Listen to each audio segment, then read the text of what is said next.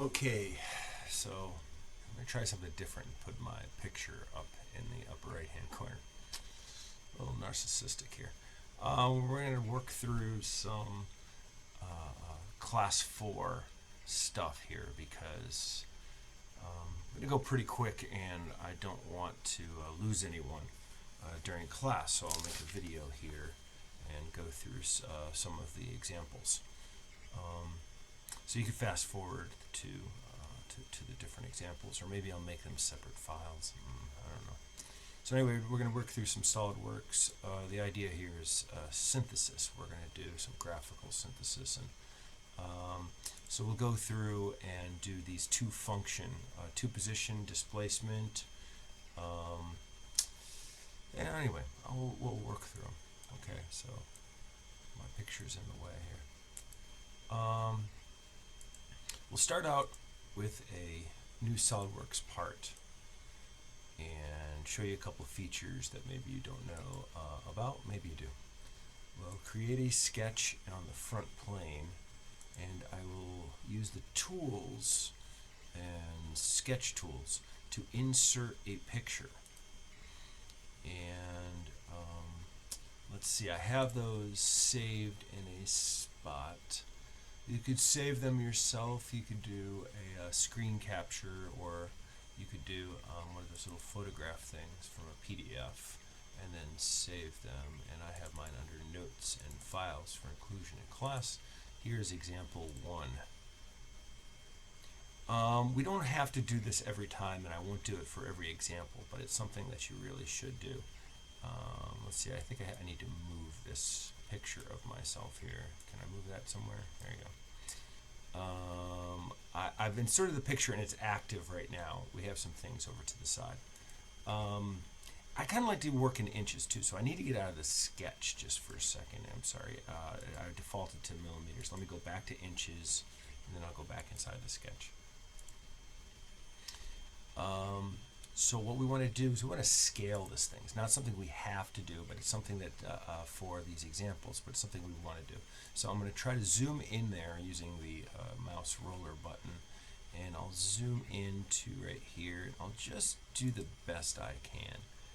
If I want to get really exact about the center of this position, I might draw a circle as best I could, and then move this thing around and try to get this thing centered.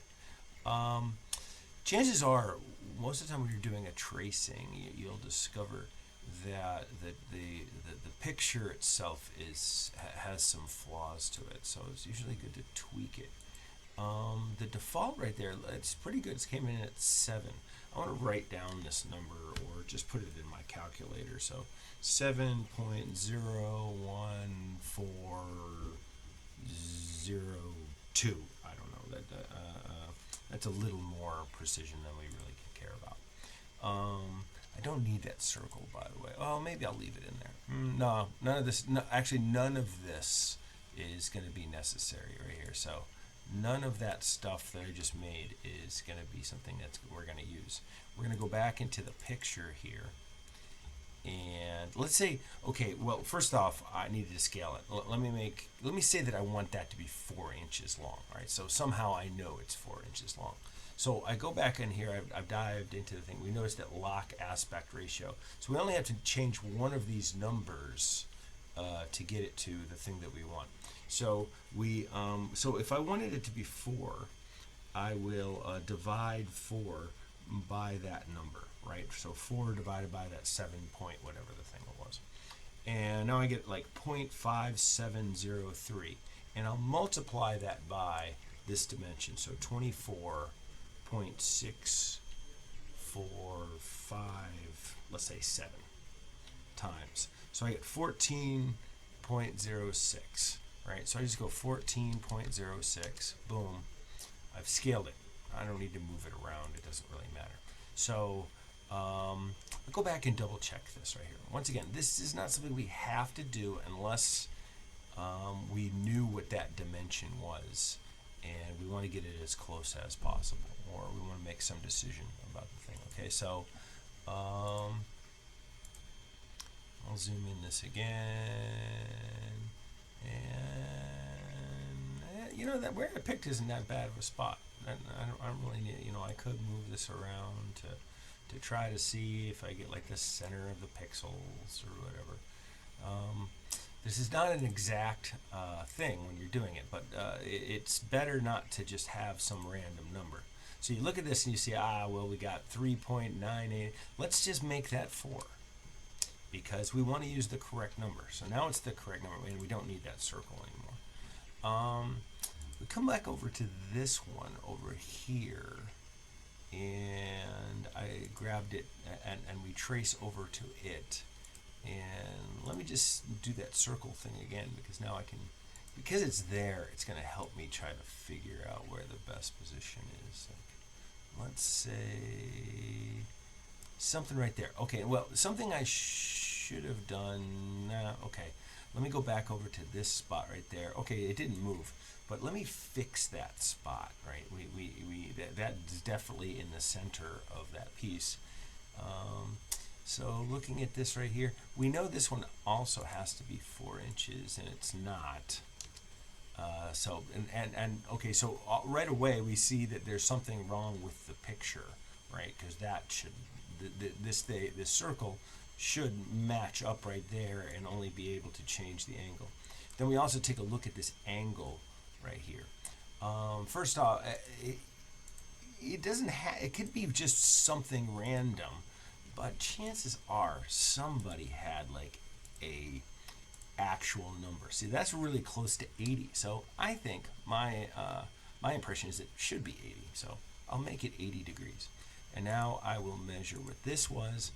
43.95. That's really close to 45. I think they meant it to be 45 right there, right? And if I think even if we looked inside the problem statement, because this is out of Bob Norton's book, it probably does say something about it being 45. Okay, so you can see that there's something wrong with the picture. The picture isn't perfect or whatever. Something along the way has made this so it's inexact. But so we've replicated this thing and we have it to scale. Once again, this is not something you have to do unless it was you were told what those dimensions were. Now we're going to start proceeding what we did with the graphical method.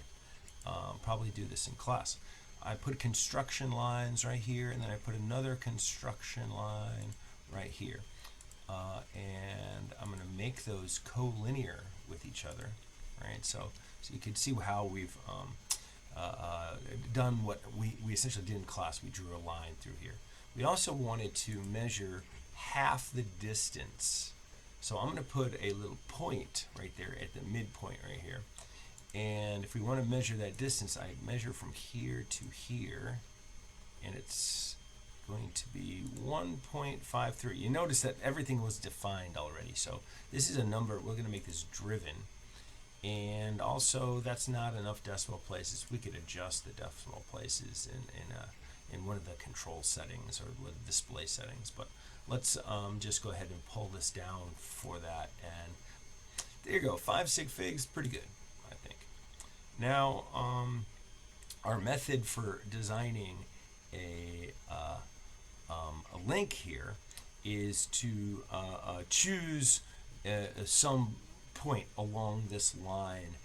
We're going to check it later to see if it's Grashof, but let's say that I want this distance to this distance to be okay. So I think it wanted to be well, let me start out here. Okay, so link 2, the crank, is the only one that really at this point needs to be is going to drive things, right? So it needs to be this distance right here. So let's go ahead and put in a guy right here and make him equal to 1.5307. Boom. Okay. So that's link 2. Now link 3 needs to, because this is we're measuring to the stretched position into the B1 position, it needs to be this long right there. It would be good to know how long that is right here. Okay, wait a minute. I can get rid of this guy up here because that is a dimension we haven't decided yet. Now here is a dimension that we can pick, right? This is the one, so we can decide how long that link needs to be. And let's make him 7 right there. Okay, so we have everything defined. We could also put in a ground link right here. Now, because everything's fixed, we don't really want to mess with everything. We have designed this thing. We should check what the Grashof is. So 7.9, that's driven right there, and we probably want some more precision in there, so 4 decimal places. So if we run through the Grashof thing, the longest is 7.9156, and okay, so this doesn't have the decimal places, but we know that it is, the shortest one is 1.5307. Add them together, we get 9.446. Now let's add the 7 and 4. I can do that in my head. That's 11. So the P and the Q are larger than the L and the S. Therefore, this is Grashof. Now, I'm going to use this as my baseline sketch for a lot of other things. So I'm going to save it as, and I made this already. So I'm going to use. I'm just going to no, let me actually name this something else right here. So I'll go. I named it this class example thing, link 1, example 1, link 1. I'm gonna go B after it, right? Because I'm gonna recreate all of these things. So I save this as that. Now here is to make this the easiest way to actually make an assembly out of this. I'll go save as, and I'll save as and open a copy, and I'll make this 2.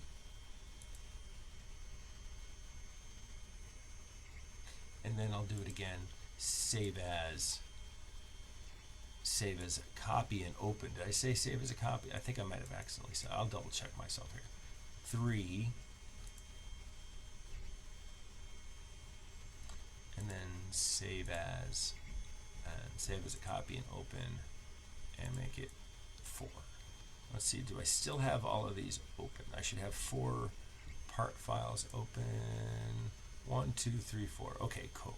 So I'll go back to 1 right in here, and I'll create a new sketch on the front plane.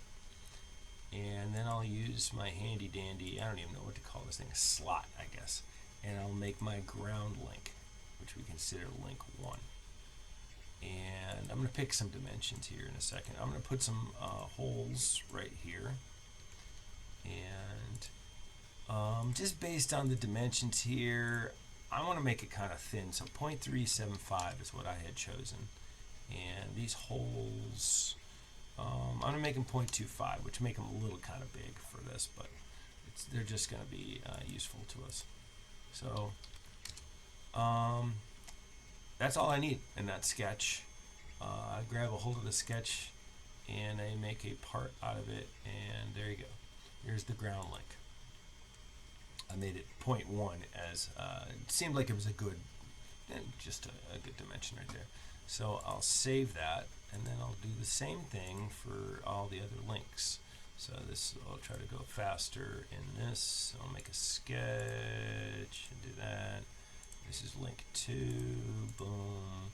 Make some circles. You can fast forward if you wanted to, because I'm going to do all the same things. 0.375, 0.25, and then do it this a different way. Why not make them equal to each other? Boom. Extrude. Okay. Save. Link 3. Alright, front plane. New sketch. Slotted thingy. Go from here to here. Boom. Boom. Kaboom. So I'll play some music while we're doing this. I was thinking about making some videos to accompany the dynamics book, and playing like little guitar things during it, just to amuse myself. And Mr. Narcissist sees himself in the camera and has to smile at it. Play up to it. That's I think I got everybody here. Features, extrude, cool. 4. Okay. Sketch. Doing this in class would be a little awkward sometimes because I don't want to necessarily leave everybody in the dust when doing this part. So I got to go a little slow, at least slower, I guess. All right, so make that last link and feature. Whoop, it deselected there, so I'll go. There you go. Okay, kaboom. Now, I'll save this. I want to go back and I think to all the other sketches except for the ground one and hide that the guide sketch that I used. So save as we go through there. We get a 3. Do that. Hide him. Save. Go back to 2. Hide him. Hide. Hidey ho. There we go. All right, so now I want to create and I double check I saved link 1, 2. All right, so we're gonna leave that one as being with the background in there, so because it's gonna look nice, it's gonna tell us what we want. All right, so I want to start with a new assembly, and because the parts are already open, they show up right here, and conveniently I'll select all of them and I'll just paste this anywhere. Paste that, paste that, put down, kaboom. All right, so let's see. Be nice if that was near the origin, but it doesn't matter. So I'm looking at the front plane. This is the one remember the first part always comes in, and you'll notice that it's fixed because when you right click it, you'll see that you have the choice of float. In this case, that's actually pretty good. We're going to leave that fixed. I like that. So now we want the mates for the rest of these. All right. So there is a sketch in there, so the sketch will kind of get in the way at times for things. So we can actually, for temporarily, come back in here. And we can hide that sketch. So as we're trying to put mates in, it might get in the way. So I will put this guy's face, link 2, onto this right here. We'll make those coincident in the same plane. We will make these concentric, and now we have them attached. I'll take that face of link 2 and put it onto that face of link 3 and make these concentric, boom, and then I will make, let's see, well, it doesn't actually matter, I guess. We could either go from the ground link to here, or we could go from the link 3 to there. I'll make this concentric up here. And even though the orientation makes it look like they're in there, it's just because they were in the correct spot. We also need to put that concentric thing. So let's look at the front plane, and we got our piece right here. We're done with the mates. And if we move the thing, we'll see we got the 4-bar. Going back over into here, into the sketch, we could see, oh no, we want this guy. Yeah, we want to show it now. Okay. I think we accidentally got it flipped around. There you go. Now we want to make a SolidWorks motion of this thing. So we go into a motion study. Let's go ahead and make a motion analysis instead of an animation. Here's a couple things that really bother me. I keep forgetting to do. So we need to do that display playback of keys, disable. It always tells me that. I'm trying to get rid of this thing. I'm trying to remember how to do this so that we forget. If you don't do this, it'll change the orientation back to the original every time. We want to do an analysis for 6 seconds because I want to make 2 revolutions of this. And so I put a motor onto this link, and for whatever reason I like to go clockwise. And if it's 6 seconds, it turns out that's 20 RPM will get us to revolutions of the thing. So we can go and it will calculate, and so you can see, hey, it went around and yep, 2 revolutions. Well, it didn't make it quite all the way. Why didn't you make it all the way? Interesting. Or maybe maybe I started out not in that right position right there. Yeah, okay, so I didn't start out in that. I guess I had moved it some. Now we want to save this, right? Now if you save the video and looking at this, it'll take all this white screen, which is kind of useless to us. So I like to try to get rid of some of that. Shrink it down. For whatever reason, these screens don't like to go off to the edge, and you want to get rid of that and probably shrink this down. All right, so this has a little. There's a little bit of messing around with this to see. You don't want this link to go off the screen, right? You don't want that to go off. So you might want to go with this in the extended and see here. So when we save it right here, we see that we have a choice down at custom right here. Let's make it to a standard video in print format. It kind of shows us a little bit of what that's going to look like. Let's save this as a name. You should use your name in the thing, right? It does sometimes automatic. No, I think you do. Yeah, you do need to put your name into it. So ME401 Class 4 Example 1 Video 2. Right. So it's the second time I'm doing this. So let's see how this turns out right here.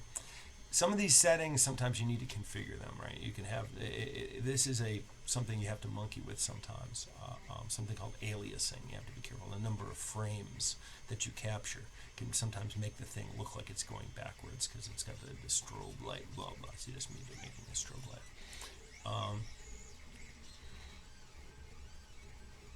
All right, so it made the video there. Let's check it out right here. The video 2 right here. It's not a bad file size. It's only like 1 meg right there, right? Let's check it out. I'm going to open with this, and we can check. And that looked pretty good. All right. So I think I'm going to end this video here, and then maybe go and do some of the other examples, but not go into all the details of making the assembly. But I think this will help you in trying to work through problems and homework problems, though, this video. So let me end now. So recording capture, and I will be